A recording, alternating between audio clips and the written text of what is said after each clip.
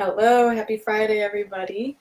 I'm sorry for the delay. I had to go to the grocery store and some family stuff still going on, but I'm here and I'm going to share some of my favorite game day appetizers with you guys because I know Super Bowl Sunday is coming up, and though I don't celebrate the Super Bowl, I celebrate food. Hi, Jennifer. So I'm actually having a Galentine's Day cookie decorating party of my own on Sunday, so I'll still be serving appetizers, but these ones are some that are quick and easy for you to do for game day, or whenever you want to have a quick appetizer. So I have one that I'm going to show you first is cheesy bacon and apple croissants. Disclaimer though, I could not find bacon jam today and I didn't want to cook bacon, so we're going to do some experimenting, but the method will be the same, and the recipe is posted in my link. You can get bacon jam online, you can get it at the store. I'm going to preheat my oven though. You're going to want to get a tube of croissants or crescents, I guess these are crescents, and whatever the directions are to heat your oven to on which ones you buy. So this one, mine says 375 or 350 for a dark or non-stick cookie sheet. So I'm going to do 375.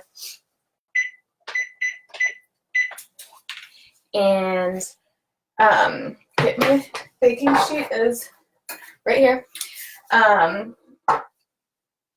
Normally what I would do for the cheesy bacon and apple ones is unroll all the dough into triangles and then spread about a teaspoon of the bacon jam on each triangle. I don't have that this time, so I came up with a couple combinations based on stuff that I had in the fridge. Oh geez, it's super cold there, huh, Jennifer? Evacuation because of 8-degree weather? Oof, yikes. Oh, just happened to be during that weather. That's awful. I hope you have a coat and get to go back in soon. That's really, really cold. So my normal recipe is bacon jam, cheddar cheese, green onion, and apple slices, but I'm going to mix it up a little. So I'm going to slice up some apple and shred some cheese. You can use whatever kind of apples you like, just slice them pretty thin because they don't bake for a really long time, so you want to make sure that they are cooked all the way through. So, you know, something a bit like this. Hi, Rob! So just kind of thin apple slices. And then I'm interested to see how these new combinations are going to turn out today, because maybe they will be favorites. But if you haven't tried bacon jam, it's like sweet and smoky, and it's really, really good inside of things, or spread on things. It's a fun ingredient. All right, so I've got that. I'm going to cut up the green onion.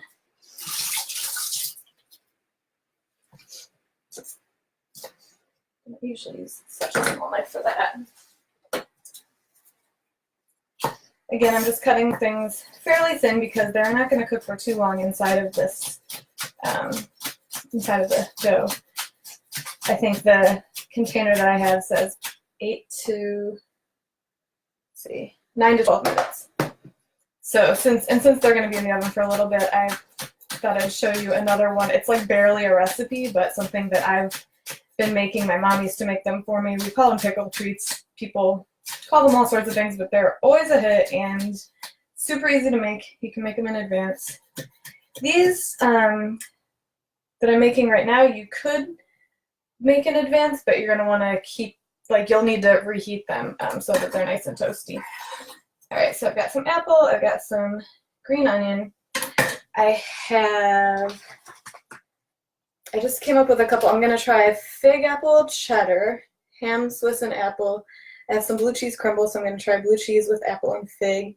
And then I have like this little tiny amount of, hi Leslie and Susan. I have this little tiny amount of pizza sauce left from Domino's because it's my son's favorite the other day. The cheesy bread is so good. And it has marinara sauce on the side. So I had bought some little bocconcini, little tiny mozzarella, like fresh mozzarella balls. So I'm gonna try like a pizza sauce with mozzarella and have a little bit of pepperoni. And just see what happens. Maybe it'll be amazing. Maybe it won't be very good. Who knows? But I figure, why not experiment live with all of you, and we'll see how they turn out. I've got some ham because I'm going to do like a ham and Swiss kind of situation. And I haven't done these particular combos before, so I'm just kind of cutting things up small enough so that I can sprinkle them. Because you don't want to overstuff. They'll just kind of like everything ooze out all over the place. Drop in the comments, let me know what is your favorite like go-to game day snack, or I know my husband is like all about the spinach dip. That's his favorite. Or wings, and I did get a question about wings before, so I will answer that once these get in the oven. Oh, you warm up, Jennifer. That's ugh. Okay. So ham, apple. So all right. So let's try to do some of these. So this is the crust. I guess when it's Crescent, it's crescent, and when it's Croissant, it's croissant. This popping noise always used to scare my mom, so I would mess with her, and you got to press on the seam to get it to open. Come on. There we go.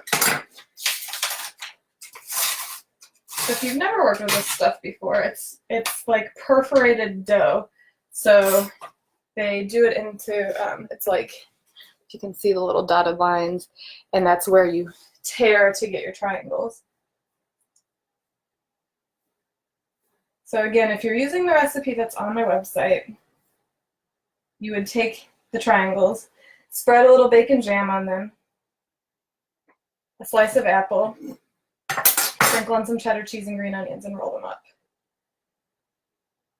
So let's see, what's the best way to show you this? The triangles are kind of long and sticky and skinny. I think the best way to show you guys, with my limited space here, I'm gonna go on a smaller board. All right, so first one, let's try fig, apple, and cheddar. So I've got fig jam. This is the one I usually find. It's great on cheese boards. I like having it on crackers with really sharp cheddar, and it's delicious. There's also a fig orange. I'm not as into that one as this one, but it's still good. I feel like the sweet and salty is kind of key with this dish. I really like that combo. So I'm just kind of spreading a nice layer. You don't have to go all, you don't have to have it evenly spread, really. You just kind of want a decent amount. So I've got this on here. General is hummus. Instant Pot lets you go from dried chickpeas to ready for dipping in about 90 minutes. I still need to try doing that. I haven't done that in the Instant Pot yet. I haven't found a hummus recipe that I like as much as the store-bought. So you can use shredded cheddar if you want. You could probably slice the cheddar, but I kind of want to get like a even distribution of cheese on there. So I have a block that's already open, and I'm just gonna kind of grate it with a microplane. I recently got this like a thicker coarser grating for a microplane, because before that I just had this one, or a box grater. So you can see that's a lot finer, and it was too fine. So I'm gonna try this one today and see how that works. Oh yeah, that's nice. Okay. So just kind of a nice little coating of cheddar. So here's where this is. And then I'm going to take one of my thin slices of apple, and I'm going to line up the flat side with the end here.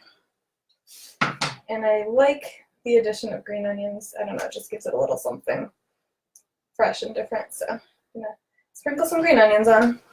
And then to roll, you just start at the bottom, roll it up toward the point. So hopefully the view is all right on this. keep rolling. And that's how it looks. So you got a little bit of the jam kind of peeking out, a little bit of apple and stuff. And then it goes onto an ungreased baking sheet. I usually put the point side up. So there's one. I'm gonna do, I guess I'll do 2 of each combination just so you can see how they turn out. And then if it's really good, then I still have an extra one to enjoy. This would be really good with like any type of kind of thick jam that you like. I feel like blackberry or raspberry would be really good, maybe with some brie. Just make sure to cut the brie, you know, pretty thin and small, because that type of cheese would definitely ooze out a lot, which is delicious, but might get a little messy. All right, so jam. I'm gonna put 2 slices of apple on this one because it's a little bit like I want to coat the bottom row there. I think for not pulling out a bag of pre-grated cheese. You know, I have a love-hate relationship with pre-grated cheese. It's very easy. Oh, I forgot to put my cheese on here. It's very easy to use, but it is a lot of times filler and anti-caking agents, so it's not necessarily cheese. Like, it's not all cheese, but you know, feel free to use whatever you have. If you have a bunch of cheese on here, it's already ready to go for it. All right, so I'll roll this one. This one we got like some, because I grated the cheese at the end, we're getting some cheese on the outside that I think it'll look nice when it's baked up. All right, so we got those 2. What else did I think? Ham, Swiss, and apple. Now, do I want to put any jam on that? Maybe I'll do this one without. I'll just do ham, Swiss, and apple. So pear would be really nice with this too. I was talking to my mom earlier today and she was mentioning ham, Swiss, and apple butter. That sounds delicious. Honey would actually be good in here, but I don't know how that would bake. I wonder if I could try like a thin drizzle of honey. We'll see if it works. If it doesn't work, I'll find out together. I bought some white truffle honey recently, and I was very disappointed. It was so strong. Like, the flavor is just a little too much, unfortunately. So we're gonna try this little honey on the bottom there. I just really like the sweet salty thing. And let me just make a note that I did that. All right, so a drizzle of honey. I'm gonna grate some. This is oh wait, this is cheddar. I wanted Swiss. One moment.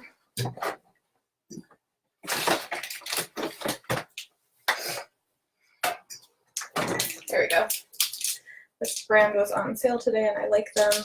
I had one that I did the cheddar before was a Vermont Extra Sharp from Cabot. I like theirs a lot as well. All right, so we've got honey. Just a little Swiss. Some of the cheddar got on there too from the other one. That's fine. And actually, why don't I, since you kind of get the hang of how to roll these down, I'm going to drizzle this one also.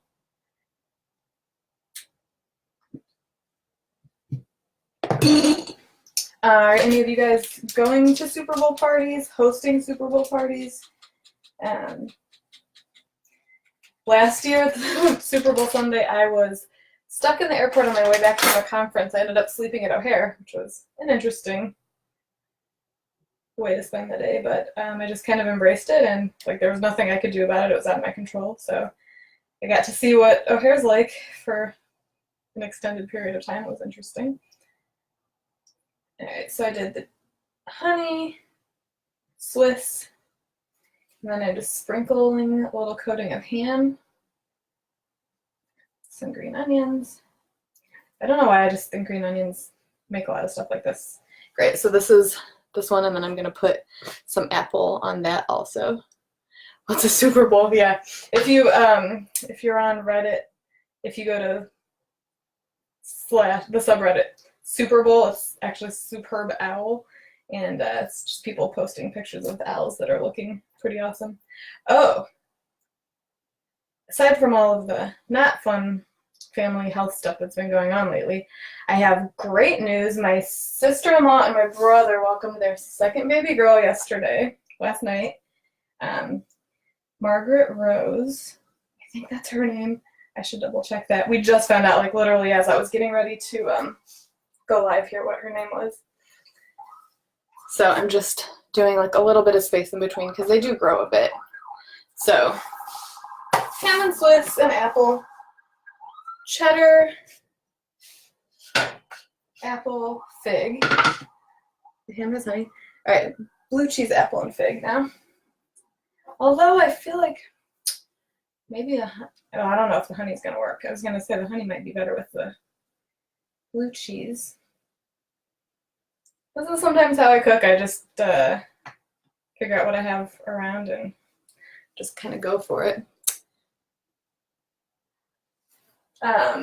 Yeah, so my first niece that's theirs is 1.5. So now they have 2 under 2, so they're going to have quite a busy house. I think blue cheese. I'm going to do honey. I'm going to do honey on this one because I think that I know blue cheese and honey go really well together.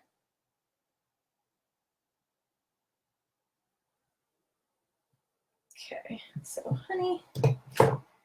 I've got some blue cheese crumbles. If you had like a piece of blue cheese, you could kind of like break off chunks and just sprinkle them on there. I'm not hand rolled oily from the croissant dough. There we go. One that has not had jam all over it. It would be fun too if you're serving this for a party to have a variety of different fillings. Just make sure you remember which one is in which, so that because I know like some people don't like gorgonzola. Okay.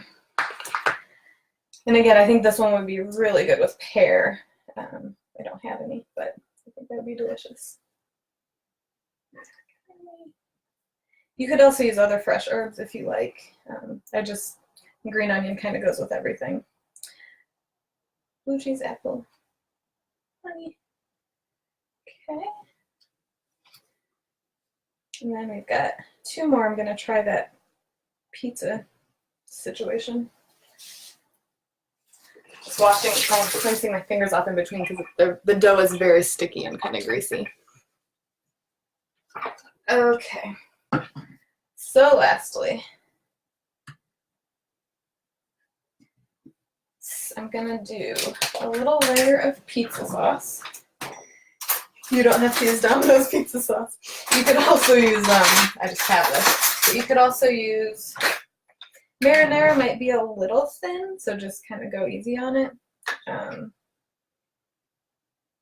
Some of them are a little saucier, soupier than others.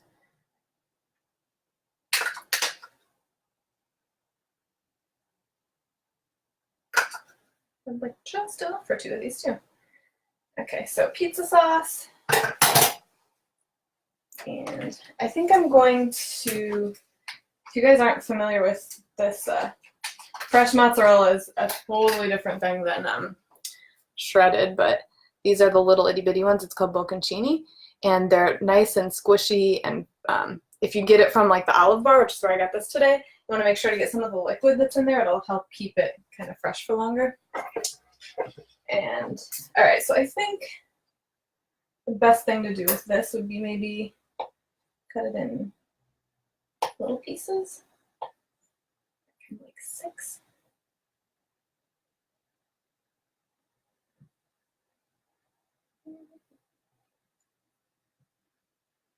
And I'm not putting this all the way up to the tip for these ones because I don't want it to ooze out the top. But maybe it still will, we don't know. All right, and then do I have enough green onion left? If these ones work out, I'll add them to my post. All right, mozzarella, pizza sauce. Oh, and I can do a little pepperoni. My son loves these in his lunch, so I pretty much always have pepperoni on hand. And again, I'm going to cut them a little bit since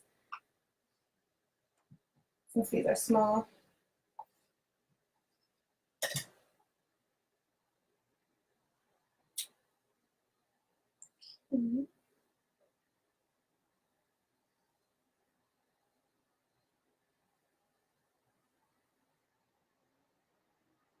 Alright, so we'll see how this one turns out. Hi, Mary! Alright, so I'm going to roll this one up a little more carefully than the others because the pieces inside are kind of big.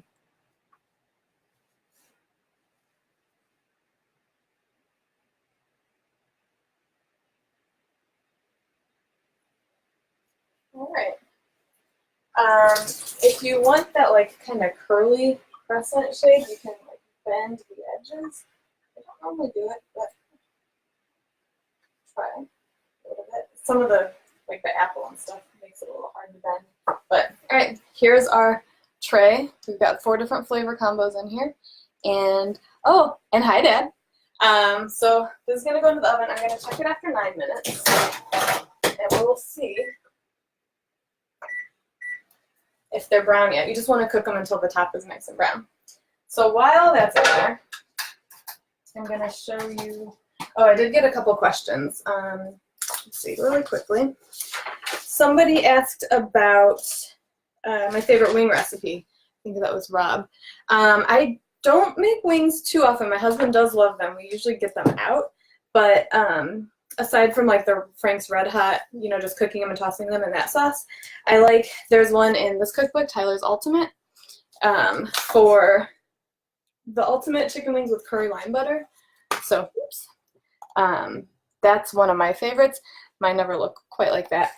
But it's a nice kind of different flavor, and those ones are baked. And aside from that, the other one that my family really likes is on Savour's website, there's a Korean fried chicken recipe. So that's one where you double fry. So we use like a cast iron Dutch oven, heat up the oil, you fry it at a lower temperature, then you totally cool the wings, and then you fry them at a higher temperature, and then you toss them in like a sweet and spicy sauce.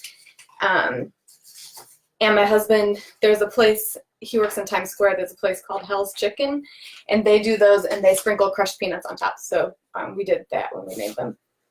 And also some couple tips. People were talking about game day spreads and asking like how to manage having a nice assortment of stuff.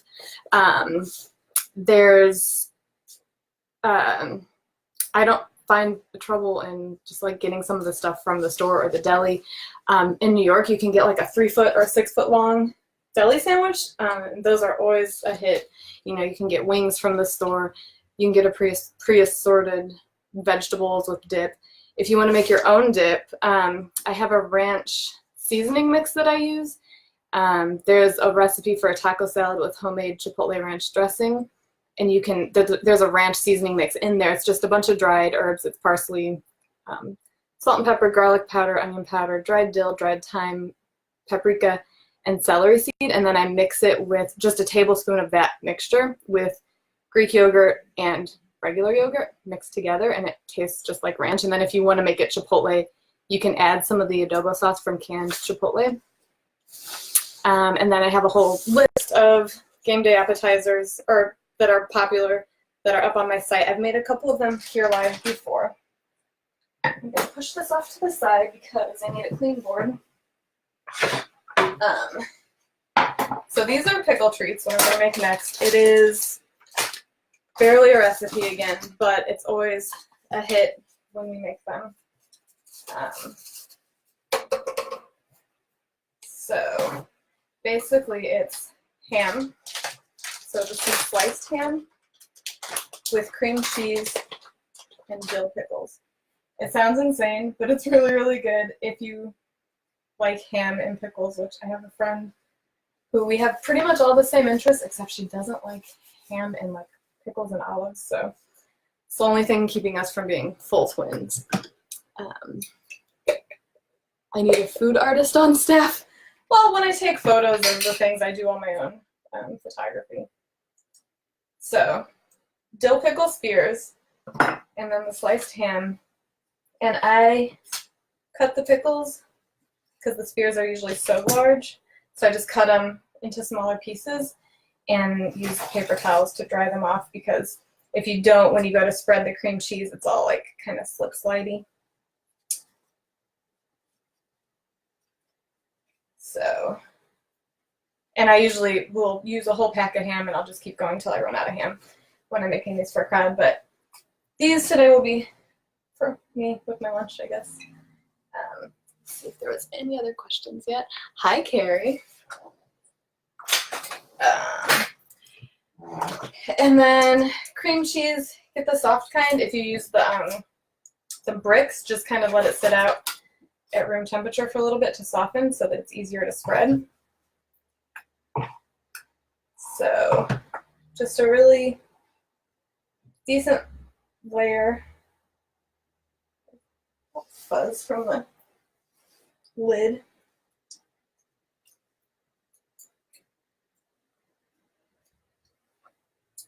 And this can get a little tricky, especially if you didn't dry the ham off really well. I use the same kind of method for doing that Boursin herbed cheese. It's like a cream cheese. They come in little triangles usually on pieces of salami, and just rolling those up without anything inside of them. I did a cheese board demo at my local library a few weeks ago, and well, a few months ago at this point, I guess. And I put these out, and people were like, oh my gosh, they thought they were so good. And it's funny because I grew up having these a lot. I guess they're kind of a pretty Midwestern thing.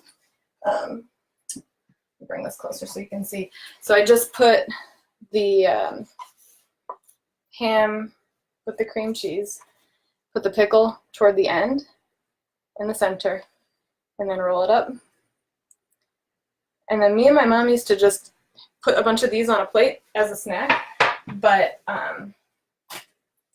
when I'm doing them for a party, I'll kind of slice them into maybe 4 slices depending on how big they are. I felt like the ham that I got today was kind of on the short side, but I actually have newer photos to update the post on my website with this, but so you can see when you cut them, they look nice and pretty, and they're really good. You got the salty, creamy, sour kind of thing going on. So it's 2.5 minutes left on that. Some of the other questions I got, let's see. Cocktails for a group. So if you're serving a large, Rob asks, reading the Korean fried chicken recipe, what does frying, cooling, and then frying again achieve that wouldn't happen in a single fry? So if I'm not mistaken, the first time you fry them, it's at a lower temperature to cook the chicken through. And then when you take them out and you put them on a rack so they don't get soggy, you raise the temperature of the oil. You have to cool them down so that,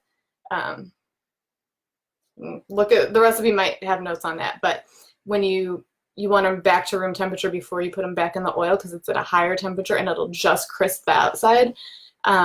That's how, there's some Korean markets out here that make fried chicken like that, and it is unbelievably crispy, and then you like toss it in the sauce really quickly after that, and it gets a nice coating. And the first time my son had that, had Korean fried chicken, it blew his mind. So like, it takes a while.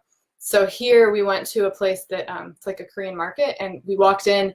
You can order Korean fried chicken, pay for it, and then they tell you, hey, come back in 20 minutes or 30 minutes. So you go, you do your shopping, then you go back and pick it up, because it takes a while to actually cook it. But it's a really interesting texture. The double frying does something magical to it. So batch cocktails, you can mix your cocktail in advance and then don't put ice in it. So I know I've talked about like those Bloody Mary mixers before from Back Pocket Provisions, or it's a couple different ones that if you put them in with the ice, they're going to get watered down throughout your party. So you can mix them in a big jug, and you could put the alcohol separate if you want to mix everything else, so that if people want it non-alcoholic, and then some that want to spike it. And then people can just add ice to their glass, pour the stuff in when they're ready. And if you're having it where you don't have the alcohol already mixed in, you might want to put up a little sign or something, or just tell people, fill your glass and put 1 shot of vodka in this or whatever and stir it. It's just a way to keep your cocktails from getting watered down. Let's see if these are ready. I'm guessing they're not going to be quite brown enough yet, but we'll see. Nah, not yet. We have some oozing going on in there. Another 3 minutes. Okay. Make sure you have ice ahead of time. That was another one of my tips, because it stinks when you're hosting a party and you don't have ice for your cocktails. And you can just go get a bag of ice, and especially if it's as cold where you are as it is here, you can leave the bag outside in a cooler if you want, or just outside in the snow if you have a lot of snow. Let's see. I usually like to have a couple different types of things to serve with dips, so not just chips, but crackers and cut up veggies, so that, some people are going with no carbs, some people don't like vegetables, so just kind of having something for everybody is nice if you're doing like a big platter of things. And then serving your food with little appetizer plates, so small ones, not big plates, because people will fill up their plate, and not that you don't want them to eat a bunch, but if they have smaller plates, it'll take longer and it'll kind of make the food seem to last longer. And then if you're having nuts in the shell, like pistachios, I like to put a separate little bowl next to it with 1 empty shell in it, so that people know that they can put their empty shells in there and they're not like collecting them on their plates. And then some of the recipes that are good for game day from my website that you can type in the search bar on bigflavorstinyKitchen.com. I've got buffalo chickpea dip. I think I did that one live, so there should be a video for that also. No mayo deviled eggs, and there's a couple other variations. I've got French-inspired deviled eggs. I've got my grandma's deviled eggs. I have Citino's Italian stuffed mushrooms. Those are really, really good. They take a little more time because you got to bake them, but then something like pickle treats, which are like 2 seconds. Pasta salad skewers with creamy balsamic vinaigrette. Those are fun, and that balsamic vinaigrette is great on salads or whatever, but you can cook tortellini ahead of time and you skewer them with like bell peppers and basil and, again, like those little mozzarella balls. Muhammara I made live a couple weeks ago. It's a Middle Eastern roasted red pepper dip that's really good. Dina's guacamole is always a hit. There's a killer shrimp cocktail I make, so you basically do like a shrimp boil first, so you boil and flavor the water for a while before you cook the shrimp in it, and then a homemade cocktail sauce to go with it. I have a couple different types of crostini on there that are really nice. I've got also popping some sweet stuff in with all the savory is always fun if you're having like a party that's going for a little while. Something like I have rich cocoa brownie bites, so like little itty bitty brownies. Although I guess you could cut any brownies into really small pieces and it would be fine. Alright. So here is what's happened over here. The pizza ones actually look pretty good. See if I can put these off onto like a little platter.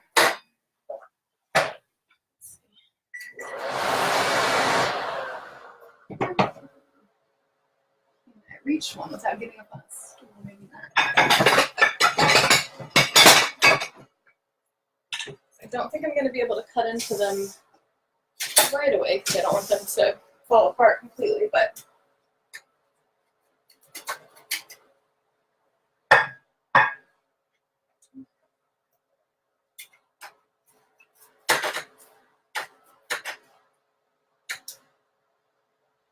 alright, here's one of the apple with fig jam and cheddar.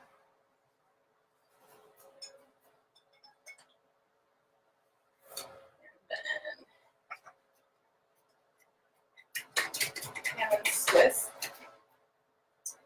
You might want to line, I don't usually line baking sheets with the croissants, but maybe all of the more runny, like the honey and stuff, might warrant doing that.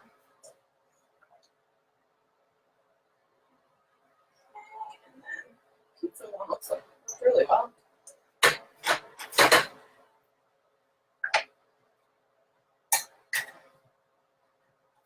Alright, so here's the 4 different types. Let's see.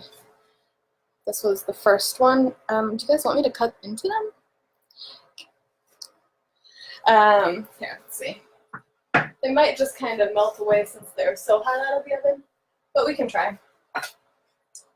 So, fig jam and apple.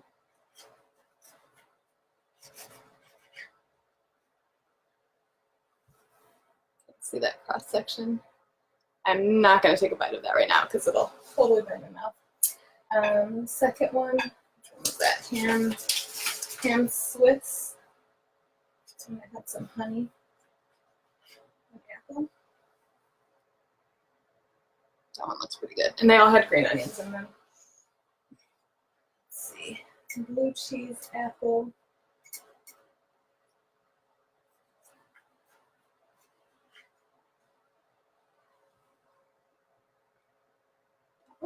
And then pizza one. I think I'm going to let my kid have her snack after school today. He'll be very excited about that. Ooh. Got pepperoni falling out and mozzarella. So there you go. That's 2 of the kind of easier, and obviously the croissants are really customizable, but things that you can serve for Super Bowl party, Galentine's, whatever. Stall for a minute, then cut. Yeah, I know. I don't want to keep it going too long today, but thank you guys for joining me. I will be back next Friday. I'm not sure yet what I'll make because I know people wanted smoothies, but now it's been so cold. I don't know if it's like the right time of year to do smoothies. So I hope you all have a great weekend, and I will see you later. Bye.